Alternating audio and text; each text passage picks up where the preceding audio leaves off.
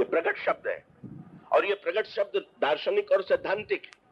जब अयोध्या में भी आए तो ये नहीं कहा कि जन्म हुआ, तब क्या कहा? बोले भय प्रकट कृपाला।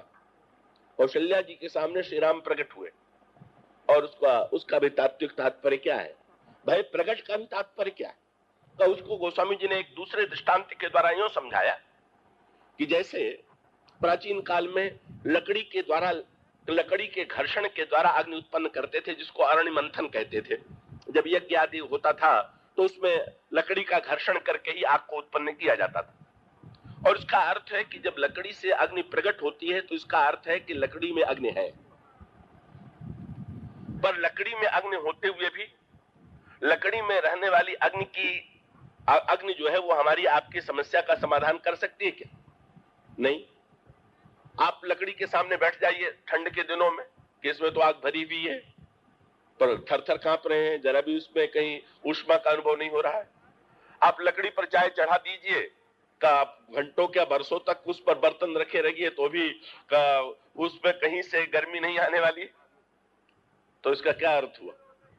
कैसे भ्रम तो ये होता है, लगा तो ये, पर भ्रांति तो ये हुई कि भाई शायद लकड़ी में सामर्थ्य ही नहीं। पर बुद्धिमान व्यक्ति ने जब उसी लकड़ी को घर्षण करके तो लकड़ी की सामर्थ्य को लकड़ी से अग्नि को प्रकट कर दिया, तो वही अग्नि जो है हमारे लिए काम की बन गई। उसके पास बैठ करके हमारे शीत का निवारण हुआ। का हम भोजन का निर्माण करते हैं, हम परिपक्व करते हैं, जो वस्तु बनाना चाहते हैं अग्नि के माध्यम से प्रकट करते हैं। तो इसी प्रकार से निर्गुण निराकार ब्रह्म सर्वव्यापक तो है, पर वो सर्वव्यापक है लकड़ी में अग्नि की तरह, और लकड़ी में व्यापक की तरह। इसीलिए रामचरितमानस में दृष्टांत भी आपको यही मिलेगा कि एक दारुगत देखिए एकू, पावक सम जुग ब्रह्म विवेक। कोई बंद एक दारुगत देखिए एकू, पावक सम जुग ब्रह्म विवेकू। एक लकड़ी में रहने वाली अग्नि के समान ही ये निर्गुण निराकार ब्रह्म है। तो क्या करना होगा? इसी के लिए सांकेतिक शब्द कहा जाता है।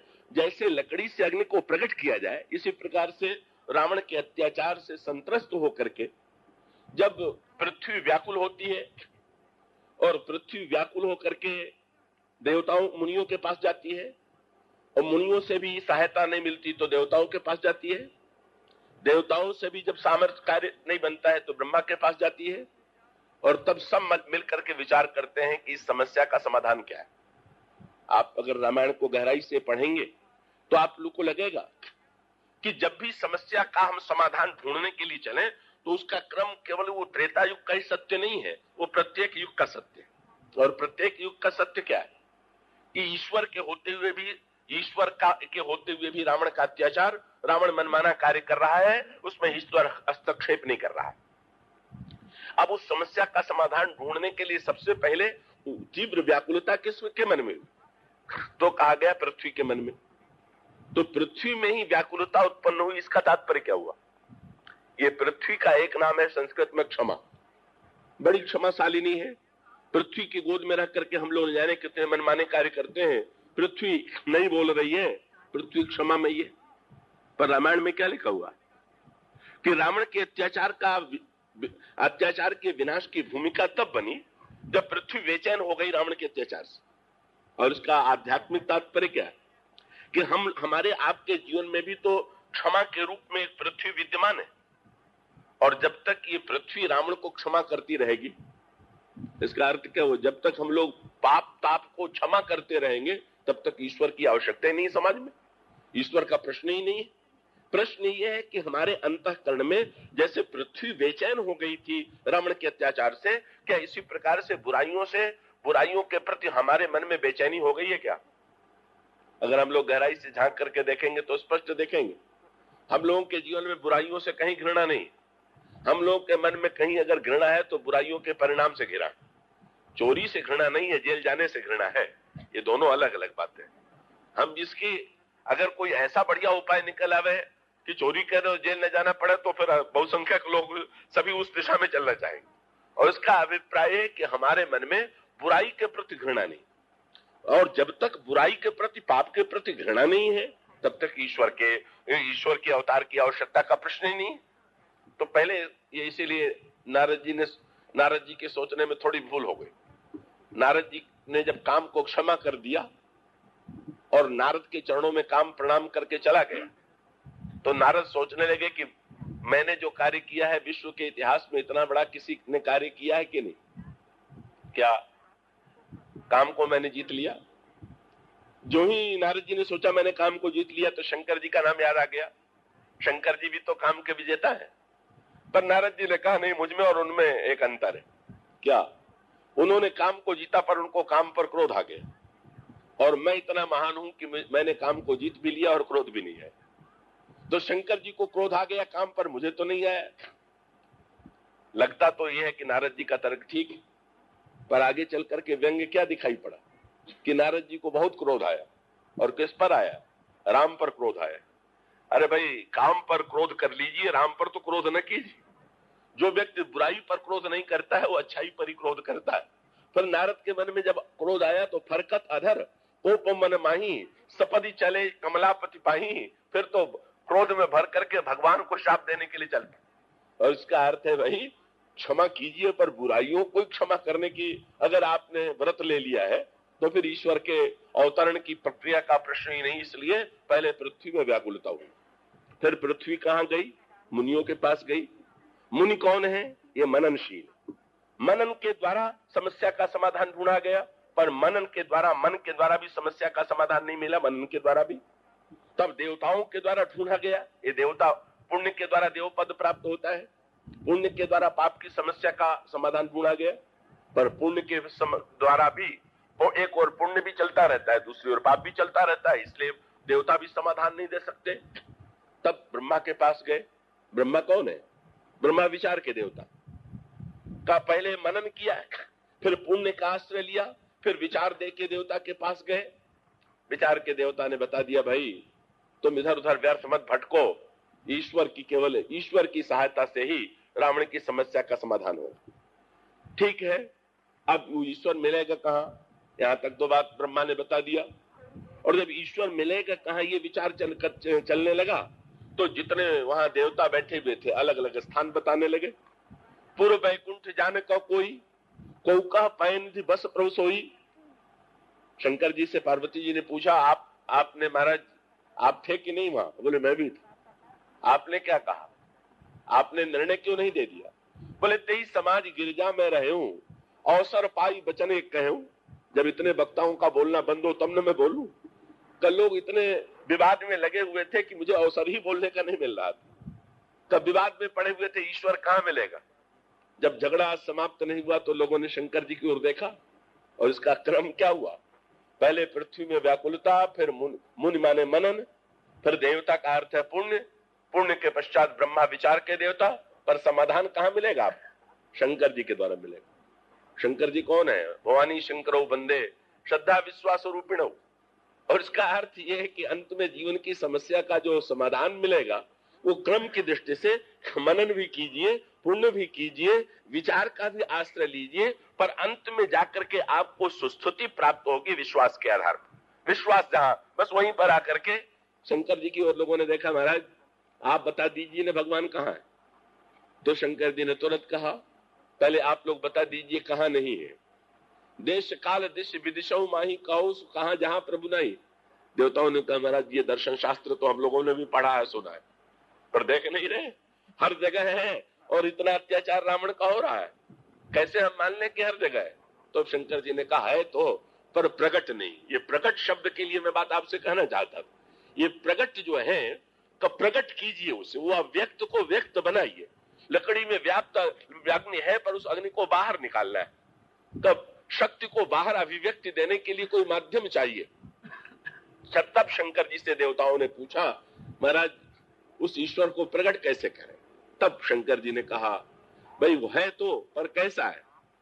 वही शंकर जी ने शब्द कहा, अग जगमय सब रहित विरागी। सब जगह होते हुए भी विरागी है, और इसको बनाना है अनुरागी। तो बोले कोई ऐसा अनुरागी अगर पैदा हो जाए कि जो अपना अनुराग ईश्वर में भी बैठा दे, ईश्वर को अव्यक्त से व्यक्त बना दे, अव्यक्त से व्यक्त बना करके निर्गुण से सगुण बना दे, और विरागी ब्रह्म को अनुरागी बना दे, तब समस्या का समाधान हो जाए। इससे शंकर जी कहते हैं अग जग में सब रहित विरागी और प्रेम ते प्रभु प्रगटई जिमि आगी। ये ईश्वर प्रेम के द्वारा सो अज प्रेम भगति बस कौशल्या के गोद तब भक्ति पूर्ण अंतःकरण से जब प्रीति के द्वारा हम ईश्वर को अव्यक्त से व्यक्त करना चाहते हैं, निर्गुण से सगुण बनाना चाहते हैं, तब ईश्वर व्यक्त अव्यक्त से व्यक्त होता है। तो यूं कह सकते हैं कि ईश्वर है पर अव्यक्त ईश्वर है, पर हमें व्यक्त ईश्वर की आवश्यकता है और ईश्वर व्यक्त तब होगा जब हमारे अंतःकरण में भक्ति आवेगी। तो कौशल्या कौन है? ये रामायण में भक्ति के दो रूप, श्री सीता भी भक्ति स्वरूपा है और कौशल्या भी भक्ति स्वरूपा है। आप उस प्रसंग को जब पढ़ेंगे, मनु और शत्रुपा वन में भगवान राम को पाने के लिए जा रहे हैं। मनु और शत्रुपा दोनों भगवान को पाने के लिए जा रहे हैं। जब दोनों जा रहे थे तो किसी ने पूछ दिया, महाराज जा रहे हैं वन में तो पत्नी को छोड़ के जाना चाहिए कि परिवार को लेके जाना चाहिए?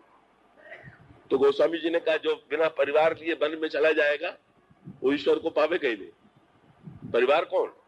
परिवार माने वहां दूसरे परिवार की व्याख्या की गई। वहां कहा गया कि ये पति पत्नी के रूप में इनको मत देखिए। तब ये कौन है? बोले पंथ जात सोहई मति धीरा, ज्ञान भगत जनु धरे शरीरा। मनु मूर्तिमान ज्ञान है और शत्रुपा भक्ति है। और इसका अर्थ यह है कि अगर अव्यक्त को व्यक्त बनाना है तो ज्ञान के साथ पहले तो ये जानिए कि ईश्वर कैसा है, और जान लेने के बाद फिर भक्ति। ज्ञान माने, ज्ञान का अर्थ है ईश्वर कैसा है ये जान लेना। और भक्ति का तात्पर्य क्या है? बोले मैंने महाराज जान तो लिया कि आप ऐसे हैं, पर हम चाहते हैं कि जरा आप ऐसे हो जाइए। बस दोनों में अंतर यही। ज्ञान माने ईश्वर कैसा है इसे जान लेना, और भक्ति माने अपनी इच्छा के अनुकूल से बना लेना। इसलिए भक्त लोग तो भगवान से बड़ी बिना ज्ञान के साथ अगर ये भक्ति नहीं होगी। एक बड़ी मीठी बात आती है ना, आप लोगों ने शब्द सुना होगा कि सारे संसार के जीव जो हैं वो त्रिगुण के बंधन में बंधे हुए हैं। तो त्रिगुण के बंधन का तात्पर्य क्या है कि जब रस्सी को मजबूत बनाना होता है तो बटने वाले जो होते हैं किसान उसको तहरा बना देते हैं। तो ईश्वर ने भी सृष्टि का निर्माण किया तो इसको त्रिगुण के बंधन में बांध दिया। सतोगुण रजोगुण तमोगुण का तहरी रस्सी में सारे संसार के जीव बंधे हुए हैं। तो क्या किया जाए इसके छूटने के लिए? क्या उपाय किया जाए? तो कई उपाय। ज्ञानियों ने कहा, अरे अपने स्वरूप की याद करो, ब्रह्म के अभिन्न अंश हो, कई रस्सी क्या बांध सकती है? माया से तुम ऊपर हो, अपने जैसे कोई रस्सी से बंधा हुआ हो और शरीर में भुजा में शक्ति हो और भुजा को फैला करके तोड़ दे, तो तोड़ सकिए तो ज्ञान के द्वारा तोड़ दीजिए। तो दूसरा उपाय क्या है? अगर रस्सी बंधी हुई है, कोई व्यक्ति अपने को समेट ले तो रस्सी ढीली होकर गिर पड़ेगी। तो सोहम जो है वो बड़े बन करके माया के बंधन से मुक्त करना है, होना है। और दासोहम का अर्थ है जरा अपने को समेट करके रस्सी से मुक्त होना। तुलसीदास जी से भगवान ने पूछा, आप किस मार्ग से मुक्त होइएगा? रस्सी से आप बड़े बन करके इस बंधन से मुक्त होइएगा कि शिथिल होकर? तुलसीदास जी ने बड़ी मीठी बात कही, बोले महाराज एक तीसरा उपाय और भी तो है। तीसरा उपाय कौन सा निकला है भाई? तो तुलसीदास जी ने कहा, महाराज उपाय ये है कि है श्रुति विदित उपाय सकल सुर के दास निहोरे रहे, तुलसीदास यह जीव मोह रज जेहि बांधे सोई छोरे। महाराज जिसने बांधा हो अगर वही खोल दे तो न बढ़ना पड़े न घटना पड़े। ये रस्सी आपकी बनाई हुई, आपने बट के इसको मजबूत बनाया है, आपने इसको बांधा है, तो आपसे बढ़िया कौन जानता होगा कैसे खुलेगी। इसलिए हमारे ऊपर ये भार मत डालिए कि बड़े छोटे बनो, आप ही जरा रस्सी को खोल दीजिए। भगवान ने तुरंत उठाई तलवार, कहा कि अच्छा अभी हम रस्सी काटे दे रहे हैं। पर तुलसीदास जी ने भगवान से कहा कि नहीं महाराज, रस्सी काटने की बात तो ज्ञानी सोचा करते हैं। बहुबंधन काटे ही नर ज्ञानी। ज्ञानी जो होते हैं बहुबंधन काटते हैं, हम लोग काटते नहीं। हमें बहुबंधन काटना नहीं, रस्सी खोलिए, काटिए मत। रस्सी को काटता हुआ है जो गांठ खोल नहीं पाता। आप अगर गांठ को खोलेंगे नहीं, काटेंगे तो आप अनाड़ी सिद्ध हो जाएंगे। अनाड़ी ईश्वर था कि जो गांठ खोलना नहीं जानता था तो काट दिया। भगवान ने कहा इससे तुम्हें क्या लेना देना, मैं अनाड़ी सिद्ध हूं चाहे जो कुछ हो, लेकिन रस्सी कट जाने के बाद तो तुम मुक्त हो ही जाओगे। तुलसीदास जी भक्त कहते हैं भगवान से कि नहीं महाराज, रस्सी काट देने पर व्यक्ति जो बंधा हुआ हो तो खुल जाता है, पर रस्सी बेकार हो जाती है, और रस्सी खोल दी जाए तो रस्सी का और उपयोग कोई किया जा सकता है? भगवान ने पूछा क्या करें? रस्सी मैंने खोल दिया, अब तुम रस्सी का क्या उपयोग करोगे? भगवान ने भक्त को त्रिगुण की माया से, त्रिगुण के बंधन से मुक्त कर दिया, और मुक्त करके पूछा भाई ये लो रस्सी मैंने खोल दिया, आप क्या करोगे? भक्त ने तुरंत कहा जरा आपको बांध के देखेंगे कि जिस रस्सी ने आज तक आपने हम लोगों को बांध रखा था, आप उसमें बंध के कैसे लगते हैं? तो ये क्या है? ये भगवान को जानने के बाद बांध लेना, यही भक्ति है, यही प्रीति का रस है। तो मनु के साथ शत्रुपा जा रहा है, इसका अर्थ क्या हुआ? काहे के लिए जा रहा है? अगर मुक्ति पाना होता तो अकेले चले जाते, पर वो तो ईश्वर को बांधने जा रहे थे। ईश्वर को बांधने का अर्थ क्या हुआ कि जब भगवान निर्गुण से सगुण हो गए, बोले महाराज मैं जानता हूं कि आप निर्गुण हैं, अगुण अखंड अनंत अनादि, यही चिंता ही परमार्थवादी, नेति नेति यही वेद अनुरूपा, निजानंद निरूपाधि अनुपा, आप हैं ऐसे। तो फिर अगर ऐसे हैं तो तुम क्या कर रहे हो? साधना किस बात की कर रहे हो? बोले महाराज इसलिए कर रहे हैं कि ऐसे प्रभु सेवक बस आहई और भगत हेतु लीला तनु गाई। ऐसा भगवान भी भक्तों की इच्छा पूर्ण करने के लिए भाव शरीर स्वीकार कर लेता। अगर ये सिद्धांत सत्य है तो हम जैसा कहें वैसे बन जाइए। इसलिए भगवान सामने पहले नहीं आए मनु के, आकाशवाणी हुई तो पहले शब्द की पहले रूप। तो मनु के सामने और लोग वरदान देने आए थे तो रूप पहले आया, शब्द बाद। पर जब भगवान आए तो शब्द पहले आया, रूप बाद में। और शब्द आया पहले आया, रूप, इसका अभिप्राय क्या? भगवान के पास रूप था ही नहीं। इन्होंने जब किया तो भगवान में शब्द की सृष्टि हुई, तो उधर से आकाशवाणी हुई, क्या चाहते हो? बोले आपको देखना चाहते हैं। तो ब्रह्म ने कहा कि रूप तो है ही नहीं, अब रूप बताओ तब ना हम रूप लेकर के आवे। तब इन्होंने तब बताया ईश्वर के लिए रूप, जो स्वरूप बस शिव मन माही, जही कारण मुनि जतन कराही, जो भुसुंड मन मानस हंसा, सगुण अगुण जही निगम प्रशंसा, देखें हम स्वरूप भर लोचन, कृपा करो प्रणतारति मोचन। बस वही रूप देखना चाहते हैं। क्या हुआ? भगवान कहीं से आ गए क्या? बोले भगत बछल प्रभु कृपा निधाना, विश्ववास प्रगटे भगवान। गोस्वामी जी ने दृष्टांत कितना सुंदर दिया। बोले भगत बछल, भगवान प्रकट हुए। प्रकट शब्द यहां पर भी वही, कौशल्या जी के सामने भी यही शब्द है, शत्रुपा जी के सामने भी यही शब्द है, और आगे चल करके सीता जी के सामने भी यही शब्द है। विश्ववास भगत बछल प्रभु कृपा निधाना। दृष्टांत क्या दिया? दृष्टांत दिया, अरे भाई गाय में दूध तो है, पर गाय में दूध होने से दूध थोड़ी मिल जाता है। हम आप गाय के सामने जाके खड़े हो जाए दूध मिल जाए? सारा सिद्धांत जाने, बड़ी मूल्यवान गाय खरीद करके ले आवे, पर गाय का दूध जब पाना होगा तो क्या करेंगे? हम जानते हैं कि गाय के स्तनों में दूध जब तक नहीं उतरेगा तब तक दूध नहीं मिलेगा, और स्तनों में दूध हमें देख के नहीं उतरेगा। वो जब अपने बछड़े को देखेगी तो बछड़े को देख करके उसके स्तनों में दूध उमड़ आवेगा, और तब चतुर लोग पहले बछड़े को आगे कर देते हैं, थोड़ा दूध उसको पिलाते हैं, बाकी स्वयं ले लेते हैं। इसी प्रकार से ईश्वर गाय की तरह है, और उसकी कृपा जो है दूध की तरह है। पर जब तक कोई भक्त बछड़े की तरह उस कृपा को के दूध को प्रकट न करे, तब तक समाज को दूध मिलने वाला नहीं, तब तक संसार को वस्तु प्राप्त होने वाला नहीं। इसलिए किसने साधना किया? मनु ने और शत्रुपा ने। क्या हुआ? जैसे दूध पहले अव्यक्त था गाय के शरीर में, फिर वो पात्र में बछड़े को देख करके प्रकट हो गया, इसी प्रकार से ईश्वर का स्वरूप जो था अव्यक्त था, व्यक्त हो गया, प्रकट हो गया। भगवान ने पूछ दिया क्या चाहते हो?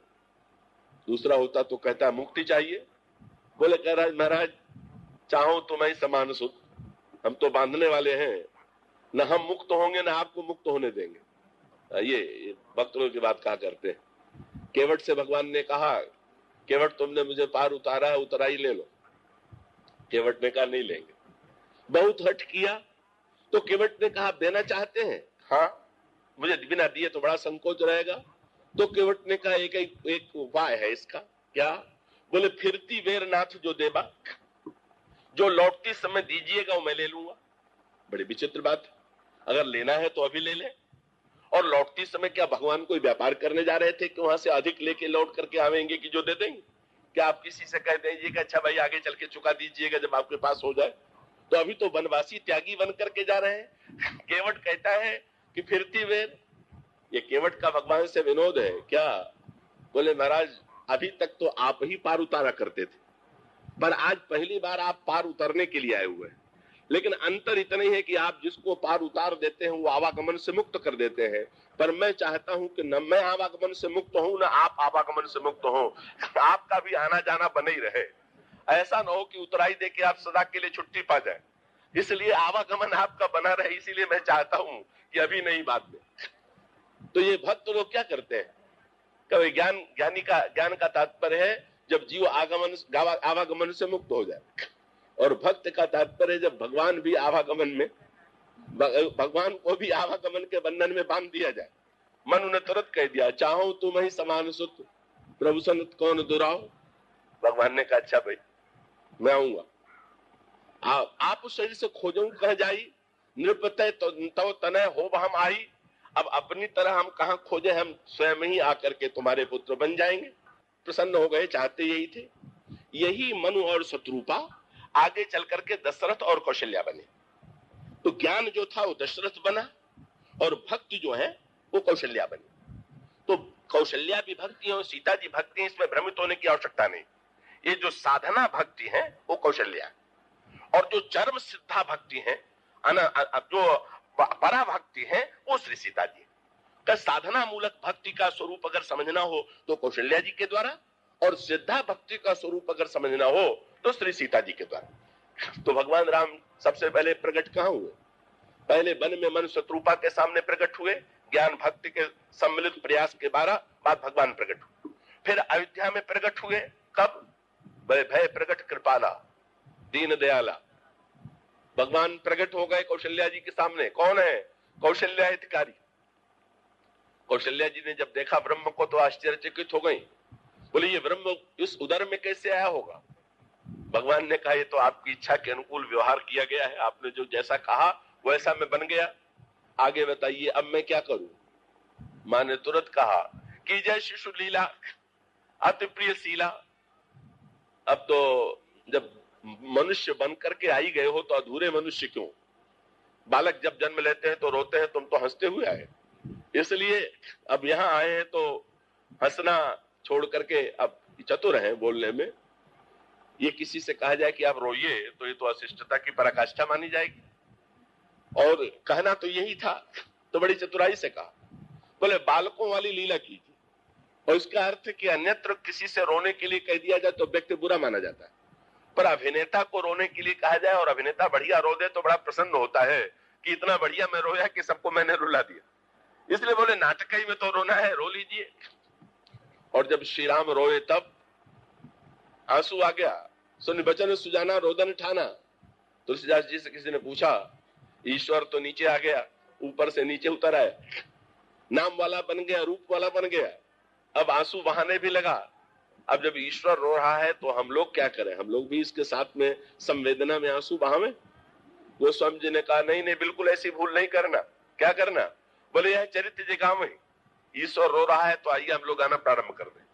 हम लोग बहुत दिन रोए और ईश्वर न जाने कहां बैठा हुआ आनंद से गीत गाता रहा, हमारे दुख की कोई चिंता नहीं किया। पर अब ईश्वर आ गया है तो अब रोने की आवश्यकता नहीं है, अब तो गाने की आवश्यकता है।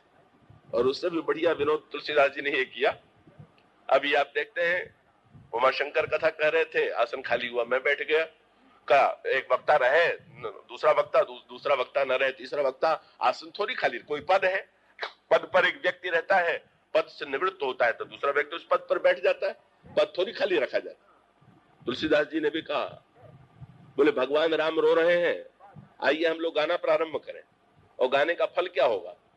बोले देख लो हरि नर बन गए हैं, तो उसका अर्थ हुआ कि हरिपद खाली हो गया, तो क्या करें? बोले यह चरित्र जगावे हरिपद पावे। हरि नर बन गया है तो हम लोग आइए हरि बन जाए, वो पद क्यों खाली रखा जाए? परिवर्तन तो थोड़ा हो जाना चाहिए। बस ये अनोखा खेल भक्ति का खेल है।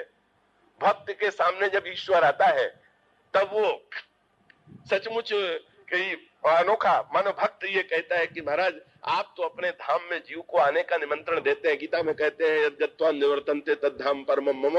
भक्तों ने कहा महाराज हमारे इस मृतलोक के धाम में भी तो आइए, उस धाम में जब बुलाइएगा तो देखा जाएगा, पर हमारे धाम का भी तो आनंद लीजिए, यहाँ के आंसू को भी तो देखिए।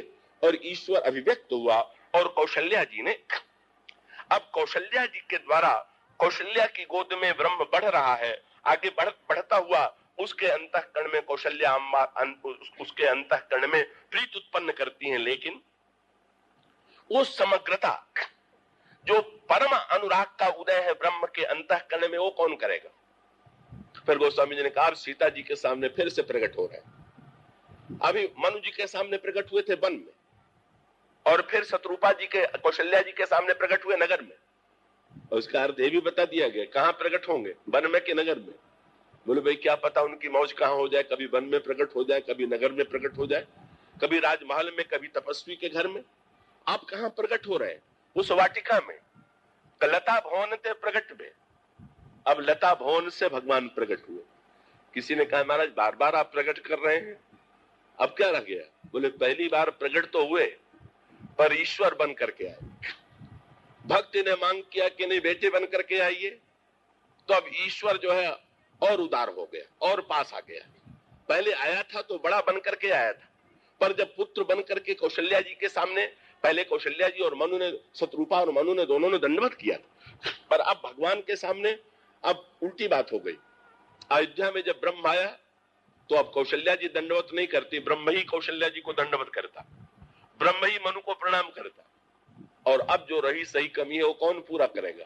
ये जो परा भक्ति सीता जी है, यही समग्र, यही पूरा अनुराग उत्पन्न करके ईश्वर को अपनी इच्छा अनुकूल चलाने की जो प्रेरणा देती है, भक्त की इच्छा के अनुकूल चलने की जो सामर्थ्य देने वाली है, वही है जगत जननी सीता। यही उनके सामने जब प्रकट हुआ तो इसमें क्या अंतर पड़ गया?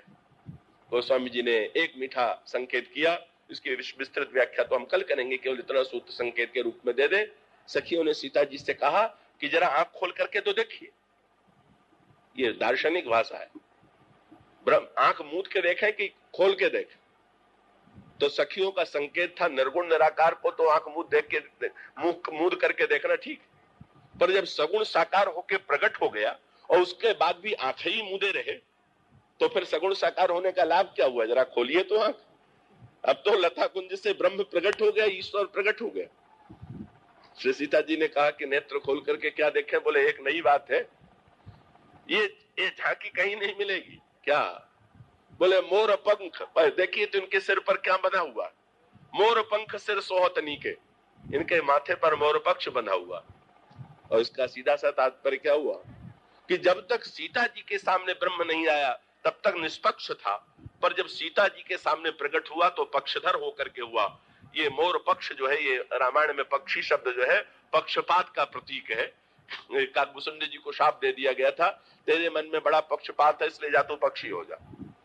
भगवान ने मानो मोर पंख बांध के क्या कहा कि बिना भक्ति के तो मैं निष्पक्ष और सम रहता हूं, पर जब सीता जी के सामने प्रकट होता हूं तो मैं पक्षधर बन जाया करता हूं। और पक्षधर भी बने तो कितने बढ़िया बने, मोर पंख। पक्षी तो वहां बहुत से थे, चातक भी था, कोकिल भी था, कीर भी था, चकोर भी था। भगवान चातक का पंख बांध लेते, कोयल का बांध लेते, कीर चकोर का बांध लेते, मोर का क्यों बांध लिया? भक्तों को इसी में आनंद आया। बोले भगवान प्रकट हुए भक्ति देवी के सामने तो निष्पक्ष से पक्षधर बन गए, और पक्षधर भी बन गए तो किसी ने कहा क्या? बोले किसके पक्षधर है? बोले भाई पक्षधर भी ईश्वर बने तो मोर पक्षधर बने तो ठीक है, किसी और का पक्षधर हो गया तो हमारे किस काम का? किसी ने पूछ दिया भगवान से, अरे तुम्हारे पक्ष में कौन है? बोले सब है विपक्ष, को पक्ष न हमारो गए।